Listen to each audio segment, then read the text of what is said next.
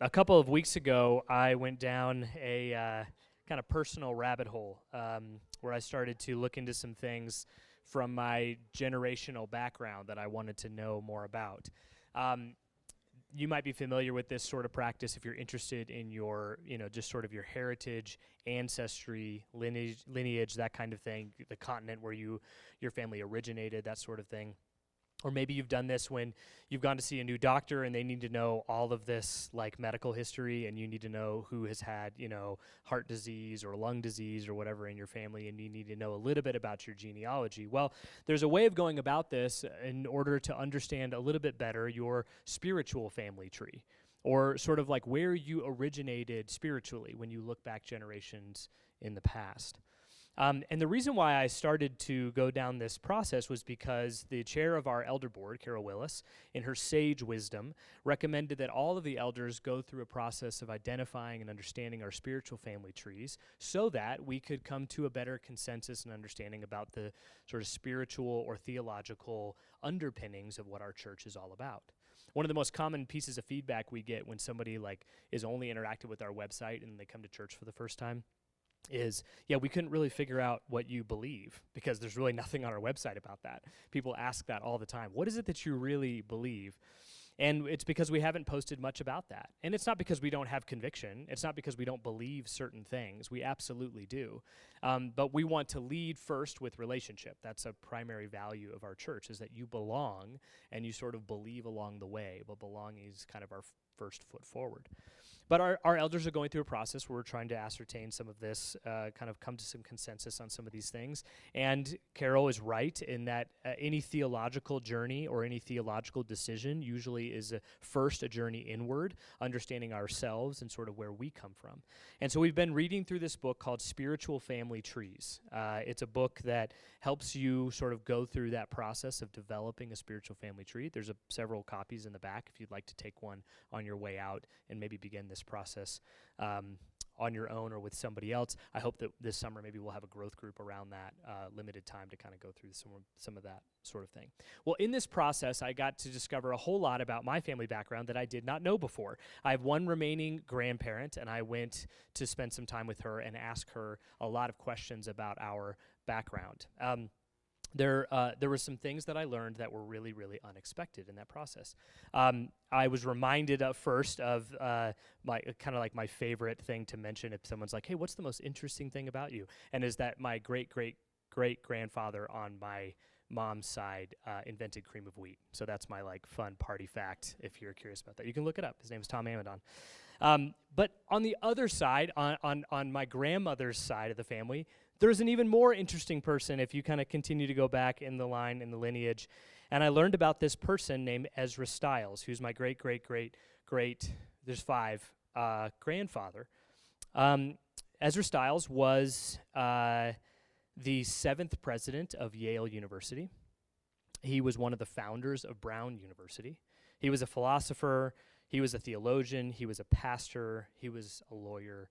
He was a lot of different things. And one of the things he was known for was having sort of an insatiable desire to learn more. He always wanted to know more about whatever it is he was learning about. And that was sort of the reputation that he carried with him. He always wanted to be more and more educated on anything he possibly could be. And that's, as I'm learning about him, I'm finding that to be absolutely true.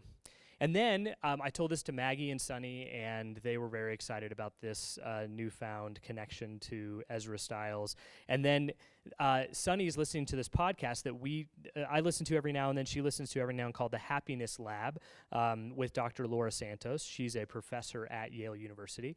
And on an episode called Making the Grade, she references my great-great-great-great-grandfather, Ezra Stiles, many different times, because as the president of Yale University, one of the things that he is known for there is inventing the grade point average. And this is when my respect for my grandfather just started to decline a little bit.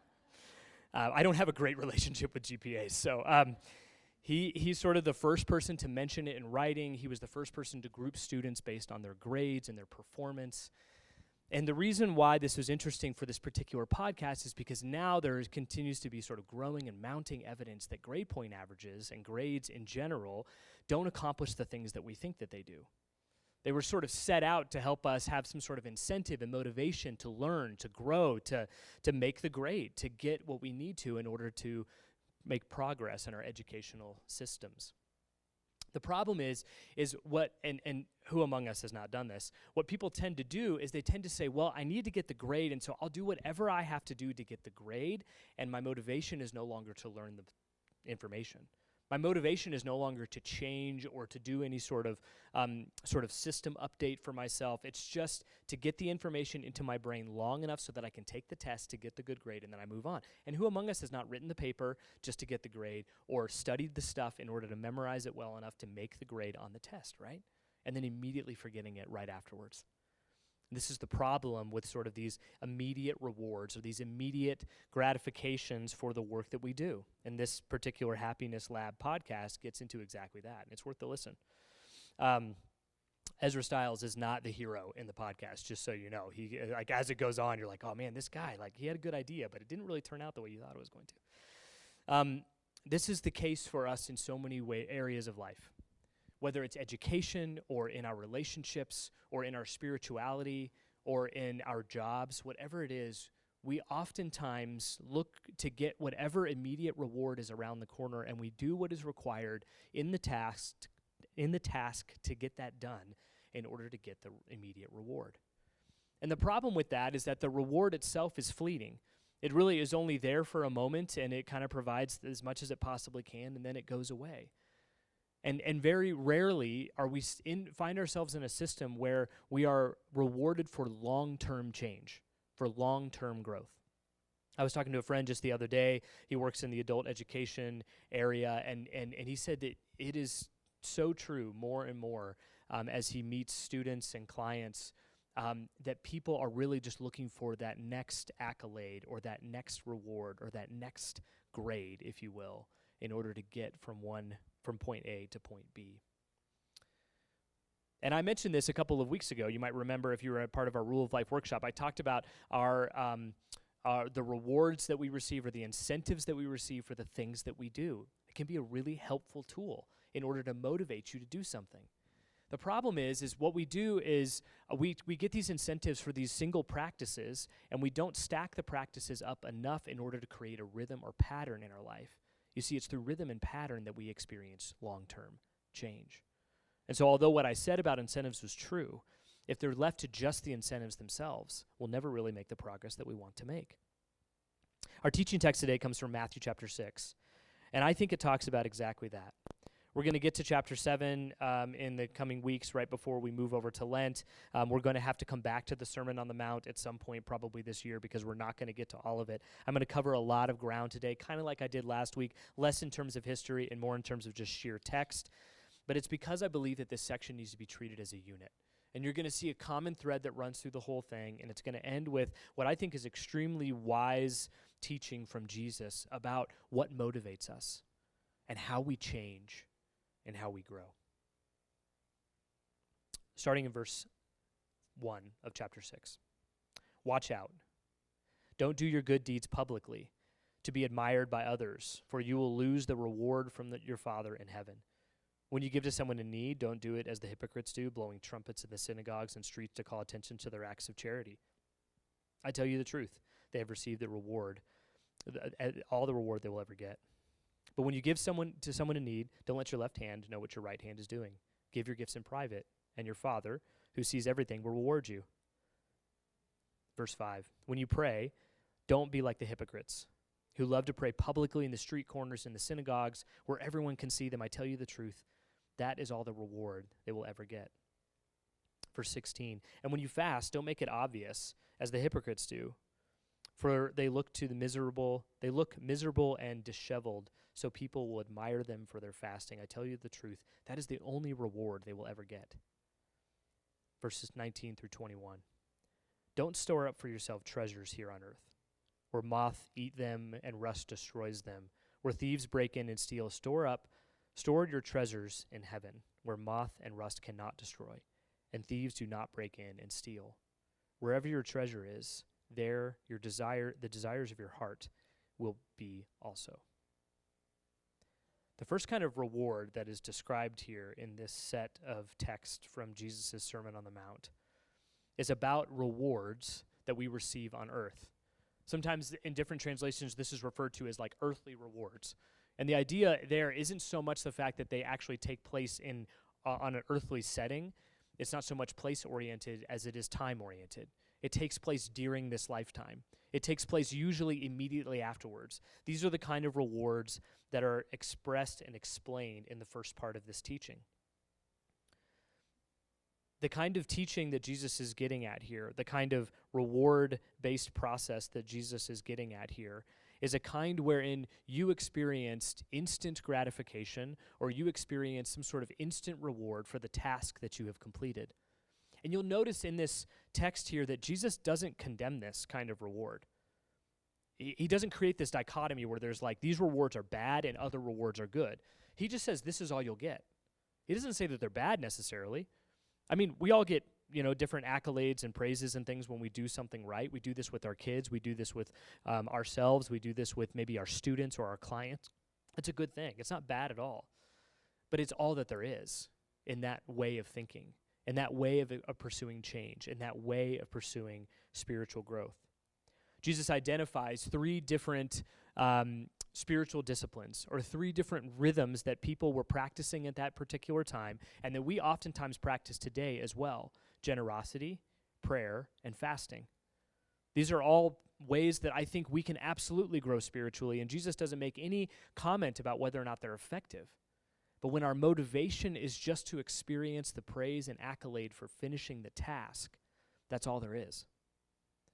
When you practice one or two or all three of those things, or any of the spiritual disciplines that you might practice in your life in order to experience spiritual growth, and all you're doing is trying to do it in such a way so that somebody notices, so that they can pat you on the back, or maybe so that you know that you did it and you can check it off the list, and at the end of the day you can say, I did it, congratulations. That's all the reward there is. But Jesus offers that there's something more. There's something more to that, something more for us to experience, something more for us to enjoy. If you're faithful in prayer or you maintain a rhythm of fasting and it's public and publicized, you get some sort of accolade for that. This is something that was really quintessential to the way that the Pharisees were acting in that time.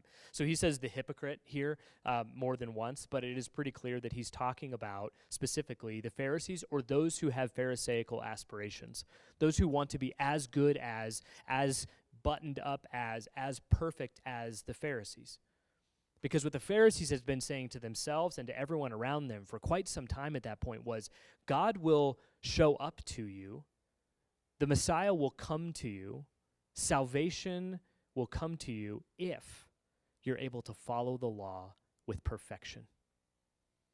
And to them, the only way for that to really count and to matter was for it to be public.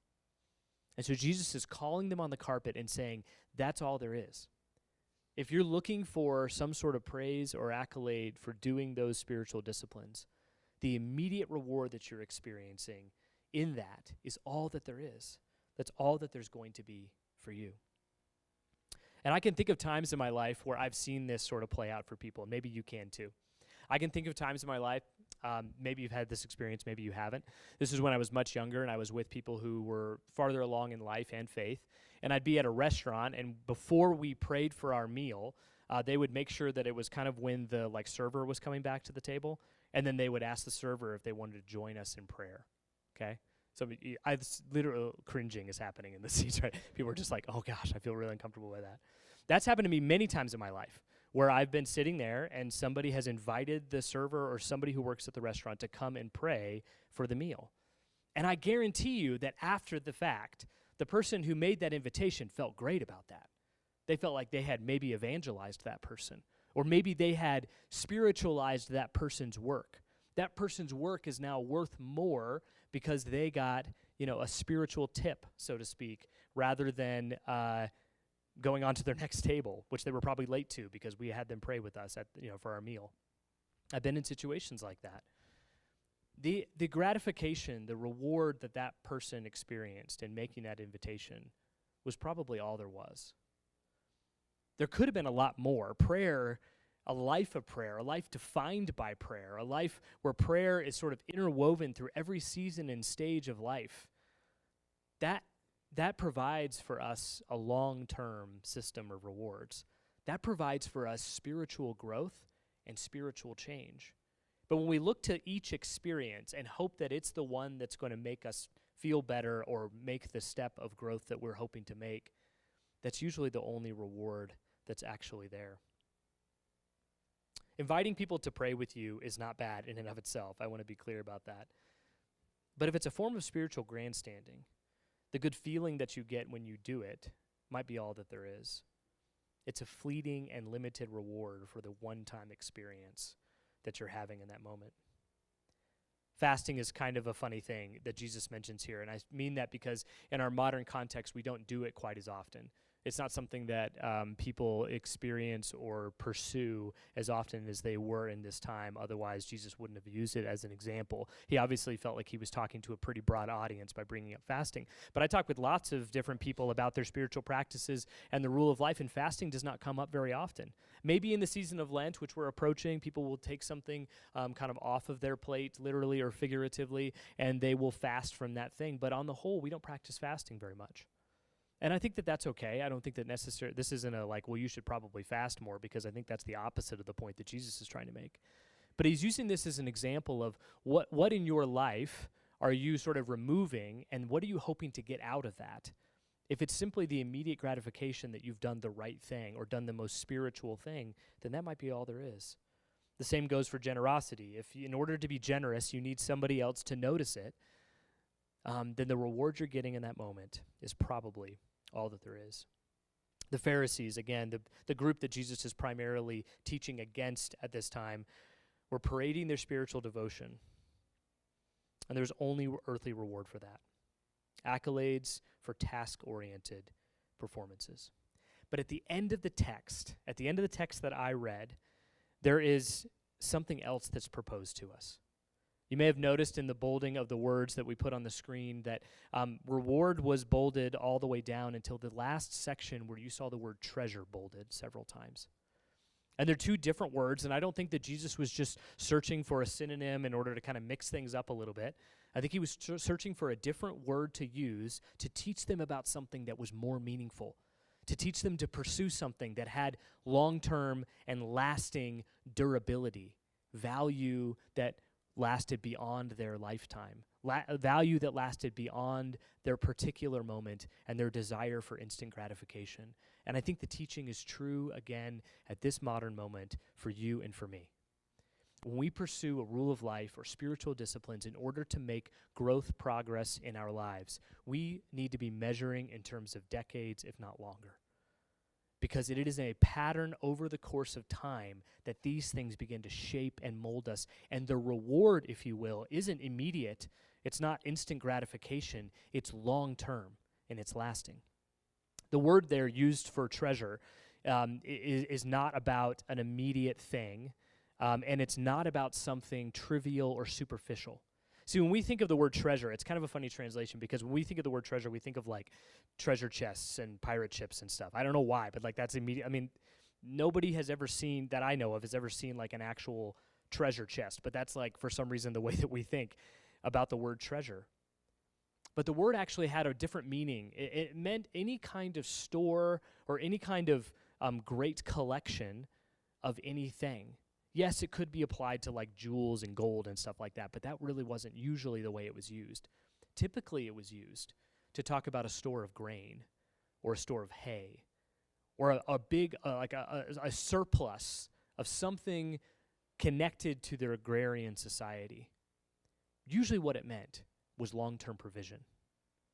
Usually what it meant was not this like superficial sort of immediate reward, like a good fuzzy feeling because I did the right thing and I made God happy and now I get a gold star. It was a long-term reward, and it was long-term provision. So when Jesus says, store up for yourself treasures in heaven, there's lots of debate around that. What did he mean? What is heaven like? The point there isn't about so much what heaven is like, but what our motivations now are for and what they're moving us towards. And so let's go through those three really quickly and talk about how they might play out in our lives. The first that Jesus mentions is generosity.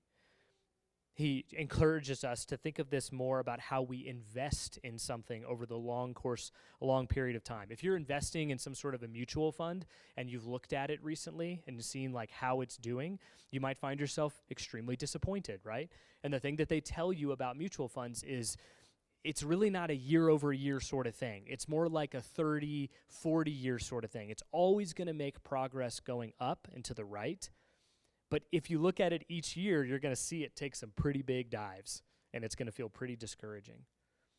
If you think about your generosity, however, as a long-term investment in something that you care about, something with a great need, and something that has a great mission, you'll start to see over the course of time an incredible growth in spirit and in devotion to the thing that thing, whatever it is, an organization or a person is called to.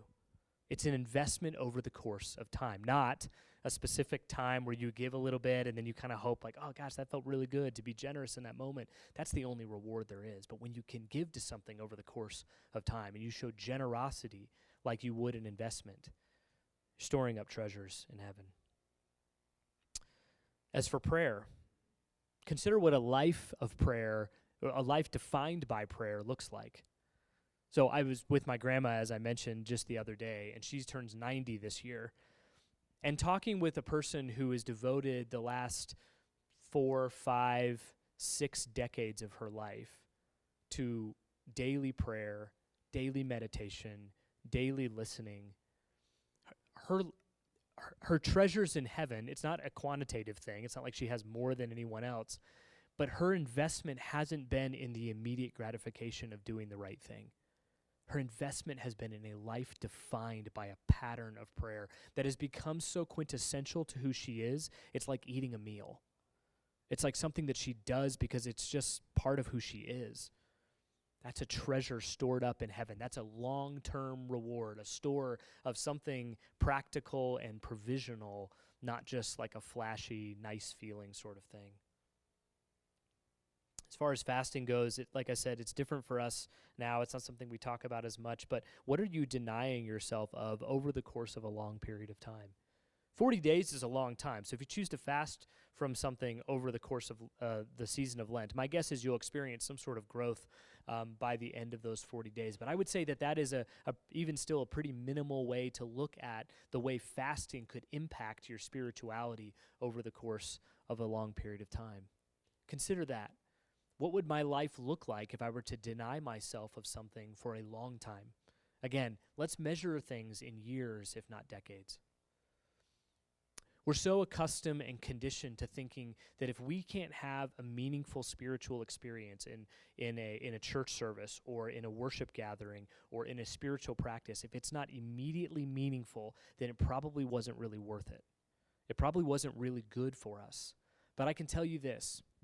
If you are part of a worship gathering like this one, for, on a weekly-ish basis, for a long period of time, you will see growth in your life. I feel pretty confident of that. But usually that growth takes place over the course of years, if not decades. And we've been conditioned to think, I need to come into a room, and based on the music and the lighting and the teaching and the people who are around me and the whole environment, I need to have an encounter with the Spirit of God that is worth tweeting about later, right? That's our mark. And I can tell you that often spirituality is more about investment over the long course of time into a treasure that is really not about this immediate moment, not about a reward for instant gratification, not about a reward that makes us feel good just for doing the right thing. And so I think it is true from Jesus' teaching that when we can continue to invest in practices over the course of a long period of time, we store up for ourselves treasures in heaven. Again, that's not a statement about what you get when you die. That's not the point. The point is provision, a practical treasure for you over the course of your life when you give yourself regularly to spiritual disciplines and practices. This is true for our experience on Sundays. It's true for your personal experiences in prayer, fasting, and generosity. Think of these as long-term investments that have long-term growth markers, not these short-term rewards. This is the teaching from Jesus for us today. Let's pray. God, thank you for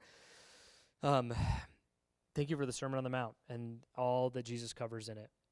God, I pray that our generosity, our prayer, our fasting, and any of the other spiritual disciplines that we take part in, may those be things that we measure and experience over the course of a long period of time. Not just things that are flash in the pan, and a response to an immediate gratification.